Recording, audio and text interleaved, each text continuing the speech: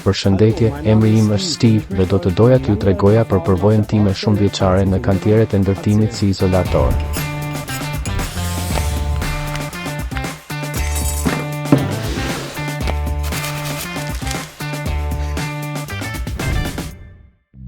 Përshëndetje, sot do të doja t'ju tregoja se si funksionon një hark i bërë nga materiali i flekës. Për këtë, na duhet diametri i tubit që do të izolohet. Nuk mund ta përcaktoj këtë duke përdorur një shirit matës. Në vend të kësaj, duhet të presh një shirit nga materiali që dua të përdor për të ndërtuar harkun. Kjo do të thotë që kam prerë një shirit këtu me gjerësi 5 cm. Do ta bëj me kujdes këtu. Dhe thjesht e mbështjell rastësisht rreth vetes këtu, rastësisht vizato një vi. Do ta mat me metrin tim dhe do ta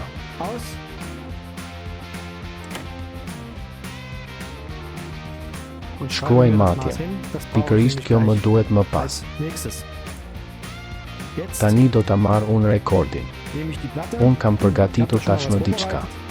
E kam planifikuar tashmë fushëveprimin për ta bërë më të lehtë prezantimin, sepse nuk kemi kohë në kantierin e ndërtimit.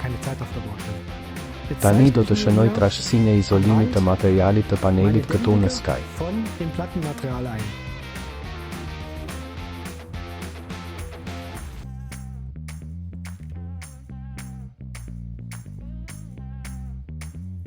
I bukur dhe i pastër. E shihni, formohet një kryq. Dhe tani do të filloj dhe do të ndërtoj harkun. Shumë e rëndësishme, më duhet kjo rreze e brendshme këtu. Siç mund ta shihni, me tuba të zinj ose tuba të tjerë, këto zakonisht janë saldime. Dhe kjo rreze e brendshme, nga këtu deri këtu, është e rëndësishme, më duhet. Kjo është 5 cm. Tani do të marr busullën.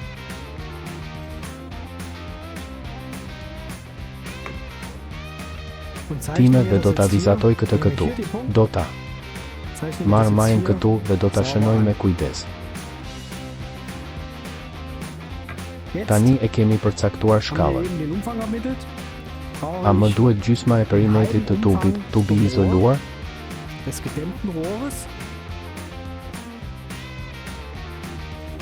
Do ta vizatoj këtë nga këtu në këtu dhe nga këtu në këtu.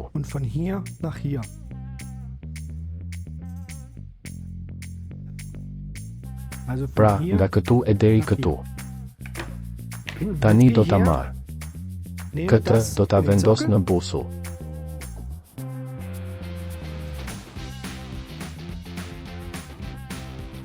Dhe do të vizatoj përsëri një hark të bukur këtu. Dhe teorikisht, harku tashmë është përfunduar. Por tani do t'ju tregoj një tjetër truk të vogël, për të kompensuar harkun në një kënd. Nëse do ta prisja harkun kështu tani, do të dilte jashtë këtu sipër. Do ta tregoj përsëri sapo ta kem prerë. Kjo është arsyeja pse ka një truk të vogël këtu. Do të marr një të 1/4 e diametrit këtu.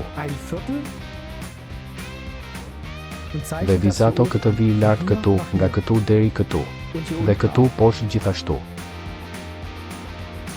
Dhe pastaj vizatoni. Një vi nga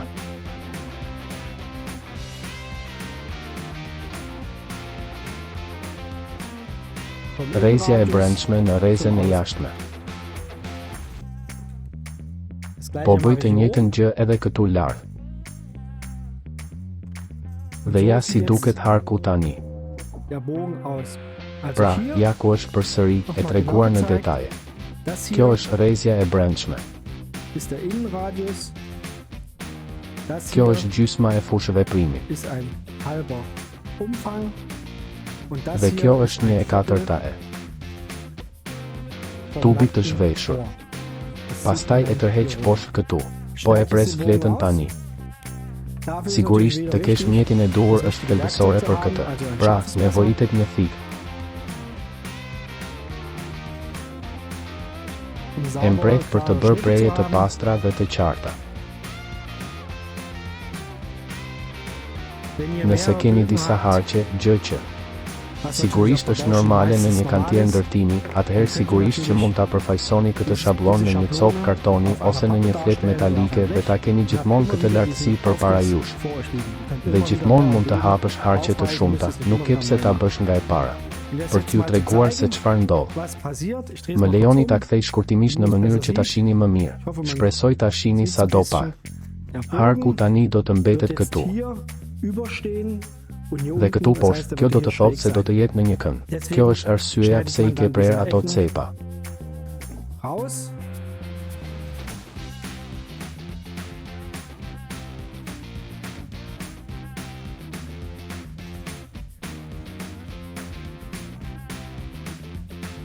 Siç mund ta shihni, nuk është as pak shkencë raketash. Dhe harku im ka mbaruar. Sigurisht tani më duhet homologu. Nëse e ndal harkun këtu, tani mund të shihni që gjysma e harkut është gati tashmë. Do ta vizatoj përsëri këtu.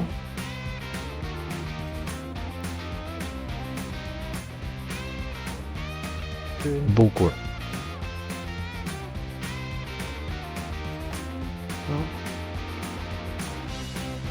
Dhe sigurisht priteni atë përsëri me kujdes. Ju lutemi sigurohuni gjithmonë që të punoni me materialin në një mënyrë që kursen hapësirë. Sepse materiali kushton edhe para, sigurisht. Dhe sigurisht do të ishte mirë nëse dikush do ta përdorte më me kursim.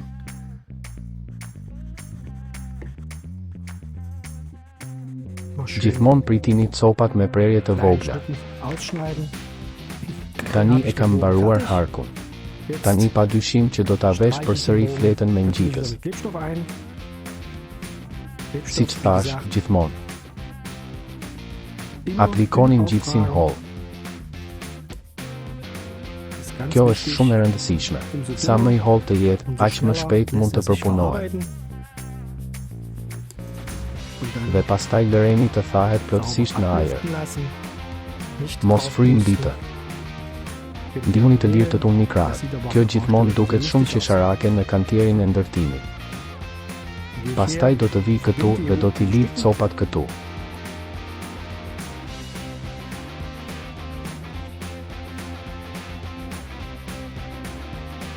Poshtë dhe do t'i shtyp së bashku në fund. Dhe ja ku kam një avantazh të pastër.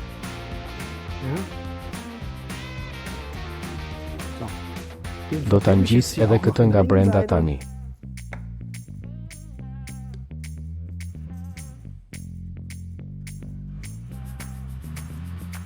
Ende mund ta dëgjosh marangozin pranë.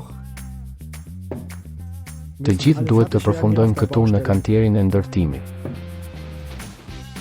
Sigurisht, siç thash, nëse kam disa harqe, bëj disa harqe paraprakisht. Dhe pastaj mund t'i instaloj një nga një. Pastaj do të iki që këtej. Shtrydhni pjesën e sipërme së bashku dhe atë të poshtme së bashku, dhe pastaj në fyt.